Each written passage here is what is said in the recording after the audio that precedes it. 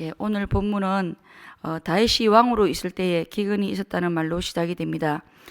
그런데 이 기근은 비가 오기는 오는데 강수량이 아주 적어서 생긴 그런 정도의 가뭄이 아니라 3년 동안 거의 비가 오지 않은 아주 극심하고 특별한 기근이었다고 볼 수 있습니다. 한 해만 강수량이 적어도 추수를 제대로 하지 못해서 다음 해에 궁핍에 시달리게 되는데 3년 동안 기근이 계속되었으니 백성들의 삶이 얼마나 궁핍하고 삶이 피폐했겠습니까? 그러니 정말 나라의 경제가 말이 아니었을 것입니다. 이 정도면 정말 국가적인 재난 수준으로 볼 수 있습니다. 기근이라는 이 큰 문제, 이 큰 재난 앞에서 다윗은 어떤 태도를 취합니까? 다윗은 하나님께 기도합니다. 다윗은 분명히 비를 내려달라고 간절히 기도했을 것입니다. 그런데 아무리 기도해도 비가 오지 않자 다윗은 이 기근이 우연히 생긴 그런 기근이 아니라 분명히 문제가 있다는 무슨 문제가 있다는 결론을 내리게 됩니다. 그리고 거의 3년이 다 되었을 때 하나님께 이 기근의 원인이 무엇인지를 묻는 기도를 했던 것 같습니다. 다윗은 3년이 되기까지는 이 기근이 특별한 죄에 대한 하나님의 특수한 심판이라는 사실을 인식하지 못했던 것 같습니다. 만일 다윗이 이 특별한 문제 앞에서 하나님께 묻는 기도를 게을리했다면, 만약 묻지 않았다면 어떻게 되었겠습니까? 아마도 이 비참한 기근이 훨씬 더 오랫동안 지속될 수밖에 없었을 것입니다. 여전히 무지와 하나님의 심판 가운데 있어야 합니다. 우리의 삶 가운데도 갑자기 기근과 같은 문제들, 또 막힘이 찾아올 때 이 문제들 앞에서 어떻게 반응을 해야 하겠습니까? 운이 좋지 못해서, 또 악한 사람이 중간에 끼어들어서 일을 처리하는 과정에서 지혜가 부족해서 실수한 것으로만 우리가 해석해서는 안 된다는 것입니다. 분명히 문제를 해결해 달라고 기도해야 합니다. 그런데 기도해도 계속 문제들이 지속이 된다면 하나님께 이 문제의 원인이 무엇인지를 묻고, 또 자신을 돌아보고 문제의 원인을 자신에게서 먼저 찾고 제거해야 하는 것입니다. 하나님은 다윗의 이 기도를 들으시고 이 기근의 원인이 다름이 아니라 사울이 예전에 기브온 사람들과 맺은 언약을 어기고 기브온 사람들을 학살한 일 때문이라고 말씀해 주셨습니다. 1절 말씀, 이는 사울과 피를 흘린 그의 집으로 말미암음이니 그가 기브온 사람들을 죽였음이니라. 여호수아 9장에 보면 여호수아가 가나안을 정복할 당시 하나님은 가나안 족속들을 모두 진멸시키려고 명령을 하셨습니다. 기브온 사람들은 본래 가나안 족속들입니다. 그런데 이스라엘이 가나안 족속을 차례로 진멸시키는 그 모습을 지켜보면서 이 화가 자기들에게도 미칠 것을 눈치채고 이스라엘과 평화 조약을 맺기 위해서 저들 나름대로 술수를 쓰게 됩니다. 마치 먼 곳에서 먼 지방에서 온 것처럼 헤어진 옷을 입고 또 헤어진 신을 신고 포도주 가죽 부대도 빛바랜 것처럼 만들고 또 떡도 곰팡이 핀 것을 가지고 와서 마치 자기들이 가나안 사람들이 아닌 것처럼 행세하면서 여호수아와 백성들에게 화친을 정합니다. 그래서 화친을 맺는데 성공을 하고 이 언약에 따라 여호수아와 백성들은 기브온 사람들을 죽이지 않고 그들이 이스라엘의 종의 신분으로 이스라엘과 함께 영원히 사는 것을 허용하게 됩니다. 그때부터 기브온 사람들은 나무를 패며 물 깃는 자가 되어서 이스라엘 백성들에게 종살이를 하며 살게 됩니다. 하나님 앞에서 또 하나님의 이름으로 언약을 했기 때문에 이 언약은 시간이 흘러도 항상 유효한 것입니다. 그런데 사울 시대에 와서 문제가 생긴 것입니다. 400년 전에 여호수아와 백성들이 하나님 앞에서 하나님의 이름으로 했던 거룩한 언약을 어기고 사울 왕이 기브온 족속들을 대학살합니다. 사울은 왜 오래전에 믿음의 조상들이 했던 그 언약을 깨뜨리며 기브온 족속들을 다 죽이려고 했던 것이겠습니까? 메시지 성경 2절에서는 이렇게 말씀합니다. 사울이 이스라엘과 유다 족속을 도우려는 열심이 너무 지나쳐서 기브온 사람들을 다 죽이려고 했습니다. 사울은 하나님 앞에서 맺은 언약의 가치보다 편협한 민족주의와 또 백성들에게 인기를 얻고자 하는 개인적인 탐욕에 사로잡혀 헛된 열심과 헛된 열정을 발휘했기 때문입니다. 하나님께서 사울에게 아말렉을 진멸하라고 명령하셨을 때 사울은 하나님의 이 엄중한 명령에도 불구하고 자신의 탐욕을 채우고 백성들의 인기를 얻기 위해 그들을 다 진멸하지 않았던 적이 있습니다. 진멸해야 할 것은 진멸하지 않고 죽여서는 안 되는 사람들을 죽이고 맙니다. 어쩌면 아말렉 족속을 진멸하지 않은 그 잘못을 만회하고 싶은 마음이 있었는지도 모르겠습니다.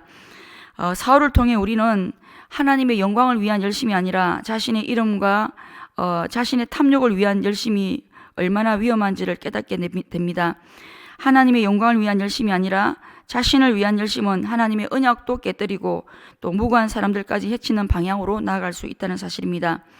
혹시 우리에게는 하나님의 영광을 위한 열심이 아니라 나의 영광을 위한 헛된 열심은 없는지 돌아볼 수 있어야겠습니다.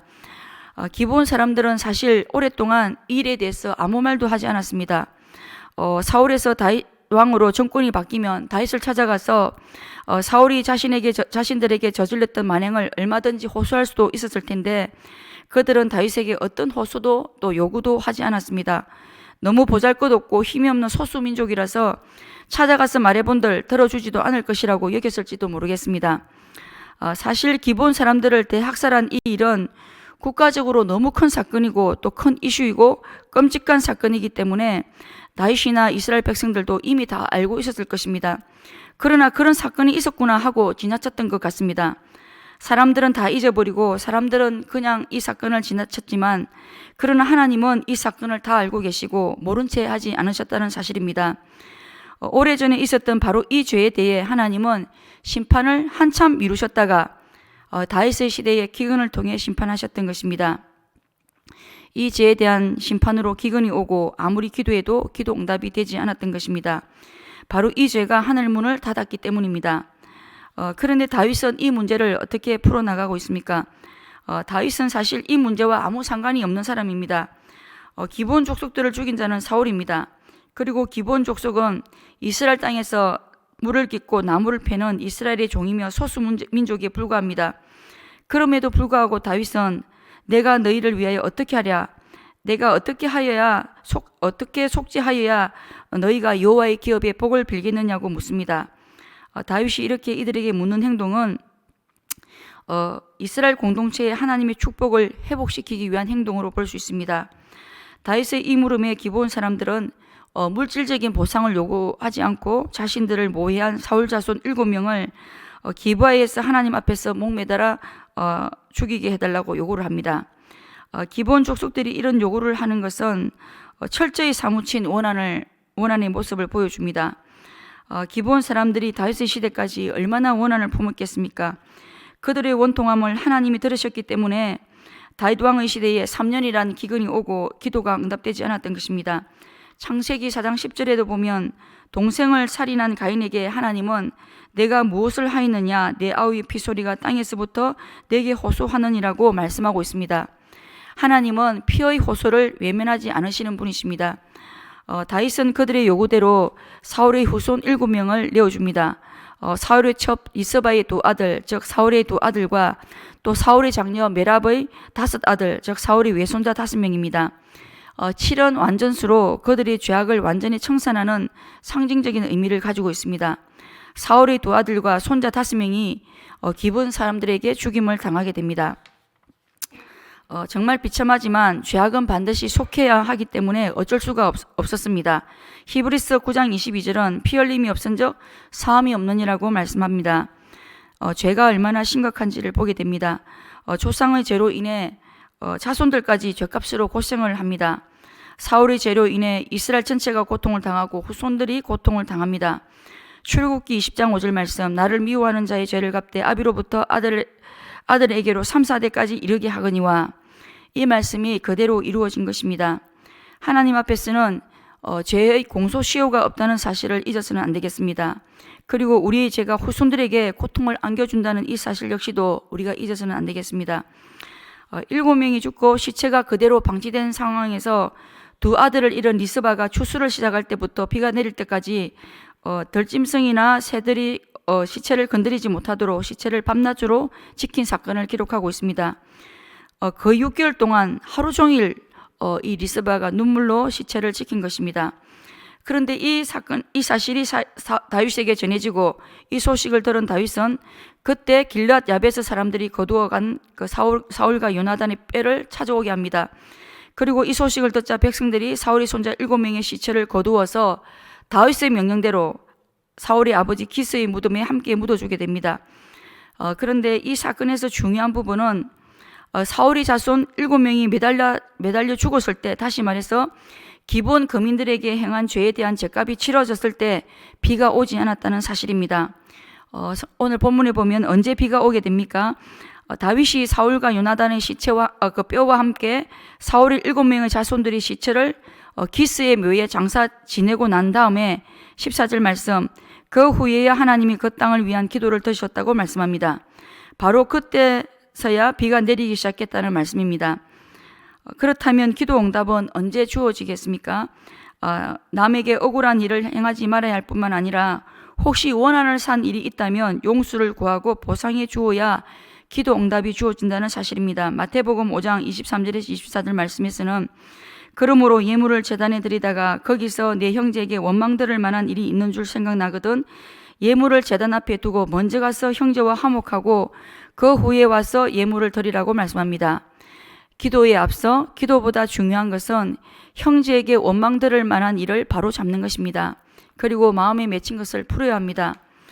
다윗은 길랏 야베스 거민들이 거두어간 사울과 요나단의 뼈와 7명 다윗의 사울 자손의 시체를 거의 6개월 동안 장사 지내지 않았습니다.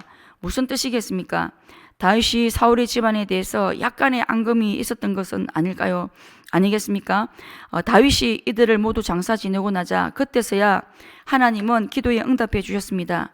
그때서야 비가 내렸습니다. 그때서야 하나님께서 용서해 주셨다는 말씀입니다. 마태복음 6장 12절 말씀, 우리가 우리에게 죄 지은 자를 사하여 준 것 같이 우리 죄를 사하여 주시옵고, 또 마태복음 6장 14절에서 15절에서는 너희가 사람의 과실을 용서하면 너희 천부께서도 너희 과실을 용서하려니와 너희가 사람의 과실을 용서하지 아니하면 너희 아버지께서도 너희 과실을 용서하지 아니하시리라, 이렇게 말씀하고 있습니다. 나에게 해를 입힌 자라도 그들의 죄를 용서하지 않으면 하나님께서도 나를 용서하지 않으십니다. 그리고 축복하지 않으십니다. 용서하지 않음이 바로 하늘 문을 닫고 기도의 문을 닫기 때문입니다. 말씀을 맺겠습니다. 나에게 기근과 같은 문제가 찾아올 때 문제를 해결해 달라고 기도하기 전에 내 안에 하나님 보시기에 그런 땐 죄가 없는지 먼저 돌아볼 수 있어야겠습니다. 나에게는 하나님의 영광을 위한 열심이 아니라 나를 위한 헛된 열심이 있지는 않은지 돌아볼 수 있어야겠습니다. 하나님께 큰 용서를 받았음에도 불구하고 아직까지 용서하지 못하고 원한을 품고 있는 사람은 없는지 돌아보며 용서의 삶을 살 수 있어야겠습니다. 이 시간 말씀을 기억하시면서 함께 기도하시겠습니다.